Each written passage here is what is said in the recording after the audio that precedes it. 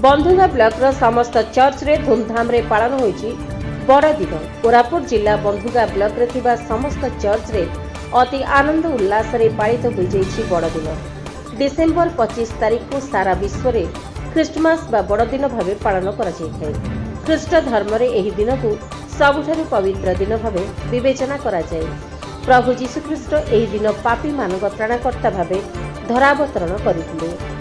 दया क्षमा और करुणार अवतार थिले प्रभु जीशु। मानव समाज को परित्राण देवा पई कुमारी मारिया कोलमंडन करी धरापृष्ठ को आसीथिले प्रभु जीशु। प्रभु जीशु मानव समाज को प्रेम एवं मानविकता शिक्षा देथिले। से जगतर लोकों को प्रेम एवं भाईचारा सहित बंचिबाकू वार्ता देथिले। बड़ दिन पालन अवसर में चर्च गुड़िकर विभिन्न रंग बेरंगर आलोकमेला तारकरे सज्जित करा जाई संगीत गान नाच समूह प्रार्थना सह विभिन्न कार्यक्रम आयोजित करा जायतिला। प्रति ख्रिस्टियन परिवार बड़दिन उपलक्षे निज घर को आलोकमाला और फूल सजाइबा सह नूतन पोशाक परिधान करती। एही बड़दिन अवसर में लोके परस्पर को उपहार दे शुभकामना जणाइथिले। आज दिनर मुख्य आकर्षण थिला ख्रिस्टमास ट्री और जीशुଙ୍କ जन्मदिन केक काटिबा।